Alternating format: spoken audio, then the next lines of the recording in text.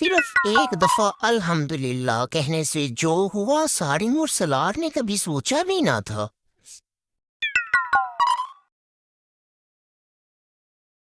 سارم، حرم اور سلار ناشتہ کر رہے ہوتے ہیں۔ حرم: یہ روٹی ٹھنڈی ہے، مجھے پسند نہیں۔ سلار: روز امی جان آپ سیم کھانا دیتی ہیں، ہم بور ہو جاتے ہیں۔ سارم بھی کمپلین کرتا ہے۔ تب ان کی امی کہتی ہے بچوں ہمیشہ شکر الحمدللہ بولا کرو، اس میں برکت ہوتی ہے۔ تینوں ہنس دیتے ہیں۔ صرف بولنے سے کیا ہوتا ہے یار، امی آپ ہمیں روز ایک ہی کھانا تو مت دیا کرو۔ تینوں اسکول جا رہے ہوتے ہیں، اچانک ان کا لنچ باکس گر جاتا ہے، سارا کھانا زمین پر گر جاتا ہے۔ او خدایا!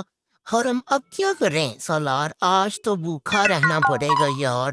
سارن تھوڑا سوچتا ہے، پھر دھیرے سے کہتا ہے چلو پھر بھی الحمدللہ۔ باقی دونوں حیران ہو جاتے ہیں کہ کھانا گرنے پر بھی سارم الحمدللہ کہہ رہا ہے، یہ کیا بات ہوئی؟ وہ کہتا ہے چپ کرو، آؤ امی نے کہا تھا الحمدللہ بولا کرو، کوئی بات نہیں۔ اسکول میں لنچ ٹائم پر ان کا دوست علی آتا ہے، کہتا ہے میں ایکسٹرا لنچ لایا ہوں، تم لوگ شیئر کر لو۔ لنچ ان کے اپنے سے زیادہ ٹیسٹی ہوتا ہے۔ حرم: یہ تو ہمارے سے بھی اچھا ہے یار۔ سلار: یہ کیسے ہوا؟ سارے مسکراتا ہے، شاید یہ الحمدللہ کی برکت سے ہو گیا ہے۔ کھانا کھاتے ہی تینوں بہن بھائی دعا مانگتے ہیں، الحمدللہ الذی احیانا بعد ما اماتنا والیہ النشور۔ ایک دن وہ غریب بچے کو دیکھتے ہیں جو کھانا ڈھونڈ رہا ہوتا ہے، تینوں چپ ہو جاتے ہیں۔ حرم دھیرے سے کہتی ہے ہم تو کمپلین کر رہے تھے اور اس کے پاس کچھ بھی نہیں ہے۔